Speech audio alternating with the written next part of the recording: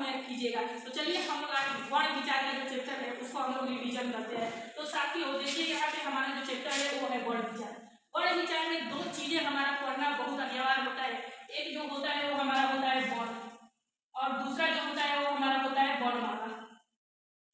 वर्णमाला यानी आप सभी को हम पहले ही रिवीजन करा दिए हैं कि जो वर्ण होते हैं वो भाषा की सबसे छोटी इकाई होती है और वर्ण को हम खंडित नहीं कर सकते हैं यानी टुकड़ों में बांट नहीं सकते हैं, क्योंकि जब हम वर्ण को टुकड़ों में बांटेंगे तो स्वमेव समाप्त हो जाता है। यानी वर्ण को ही हम एक और नाम से जानते हैं, इसका दूसरा नाम है अक्षर। इसका दूसरा नाम क्या है? अक्षर। और वर्ण जो होते हैं वो हमारे क से लेकर य तक जितने भी अक्षर होते हैं ये वर्ण होते हैं, यानी भाषा की सबसे छोटी इकाई को हम लोग क्या बोलते हैं? वर्ण। दूसरा बात समझ लीजिए, ये वर्णों का जो क्रम होता है ना, यानी वर्णों के व्यवस्थित क्रम को हम लोग वर्णमाला कहते हैं। कैसे व्यवस्थित क्रम होता है? तो आप लोग जब वर्णमाला लिखते हैं तो देखिएगा क के बाद हमेशा ख आता है, ख के बाद ग आता है, ग के बाद भ आता है और ख के बाद र आता है और डाट डाट ऐसे ही ग तक चलता जाता है। तो यही हमारा वर्णों का क्या है? एक व्यवस्थित क्रम है जिसे हम वर्णमाला कहेंगे। इसका डिफिनीशन हो जाएगा, वर्णों के व्यवस्थित क्रम को वर्णमाला कहते हैं। अब हम लोग देखेंगे, यानी हम लोग देख लिए वर्ण, अक्षर यानी भाषा की सबसे छोटी इकाई को वर्ण कहते हैं या अक्षर कहते हैं, और उसके बाद वर्णमाला यानी वर्णों के व्यवस्थित क्रम को क्या कह देंगे? वर्णमाला कहेंगे। क के बाद ख, ख के बाद ग, ग के बाद घ, र के बाद, यानी यही हमारा सीक्वेंस लाइन बाय लाइन चलता रहेगा, इसी को हम वर्णमाला कहेंगे। अगर ये क्रमबद्ध नहीं रहेगा तो ये वर्णमाला नहीं कहलाएगा। अब हम यहाँ पे पढ़ेंगे बेटा वर्णमाला के भेद, यानी वर्णमाला कितने प्रकार के होते हैं, यानी वर्णमाला के हम प्रकार के पढ़ेंगे। तो वर्णमाला जो होते हैं वो दो प्रकार के होते हैं, यानी हम यहाँ पे वर्णमाला के दो प्रकार पढ़ेंगे। पहला जो होता है बेटा वो होता है स्वर, ठीक है, और दूसरा जो होता है वो होता है व्यंजन।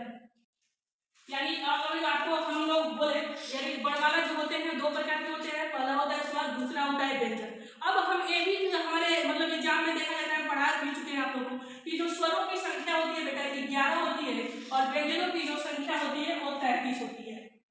ये सारे हम आपको चैप्टर में पढ़ाए हैं, यहाँ पे हम रिवीजन कर रहे हैं क्योंकि विंटर वैकेशन चल रहा है जिसकी वजह से आपको दिक्कत हो रही है, आप लोग स्कूल में ही आ पा रहे हैं, इसलिए हम इसमें क्या करेंगे? रिवीजन करेंगे।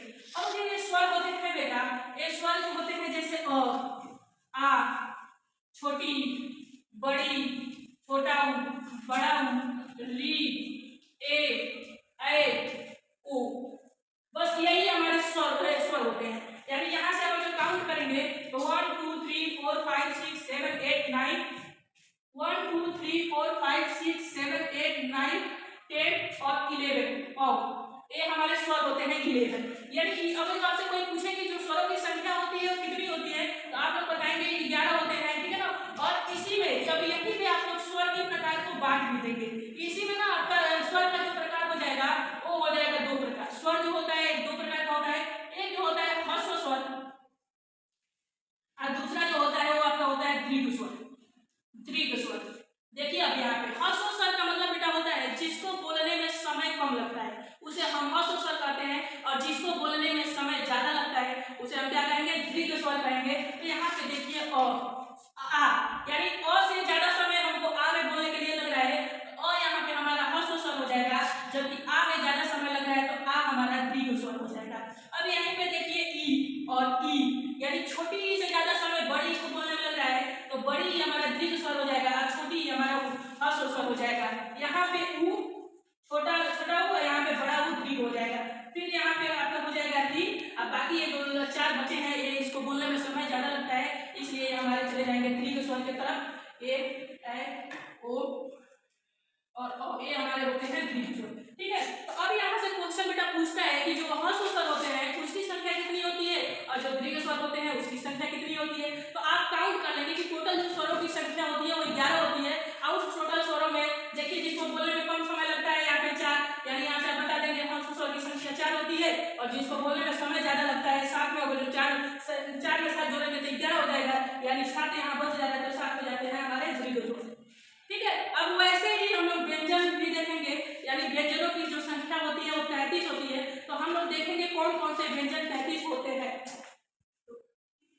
तो ये पढ़िए और पढ़ेंगे व्यंजन के बारे में। तो व्यंजनों की जो संख्या होती है बेटा वो होती है 33, यानी इसको हम लोग क च ट क प, यानी ये 5 जो वर्ग हैं म तक, इसको हम लोग स्पर्श व्यंजन बोलते हैं। क्या बोलते हैं? स्पर्श व्यंजन, ठीक है ना, क्योंकि इसे स्पर्श व्यंजन इसलिए क से म तक के वर्ण जो होते हैं इसे हम स्पर्श व्यंजन बोलते हैं। स्पर्श व्यंजन इसे इसलिए बोलते हैं क्योंकि जब हम इसका उच्चारण करेंगे तो ये हमारे मुंह के किसी न किसी भाग को स्पर्श करते हुए बाहर क्या होगी, निकलेगी। अब देखिए यहाँ से इसको हम लोग स्पर्श व्यंजन को हम लोग वर्गीय व्यंजन भी बोलते हैं बेटा, इसको वर्गीय व्यंजन बोलते हैं। क्यों वर्गीय व्यंजन बोलते हैं, क्योंकि ये 5-5 के वर्ग में पाए जाते हैं। जैसे क से ड़ तक जो है वो 5 है, च से यहाँ तक भी 5 है, ए भी 5 है, ए भी 5 है, ए भी 5 है, तो 5 जो होता है आपका 20। अब है य ल व, ये इसको हम लोग अंतस्थ व्यंजन बोलते हैं, यानी 4 जो होते हैं वो अंतस्थ व्यंजन होते हैं। स स ह ये हमारे उष्ण व्यंजन होते हैं, क्योंकि इसका जब हम उच्चारण करेंगे ना तो हमारे मुख से ऊष्मा अधिक मात्रा में बाहर निकलेगी।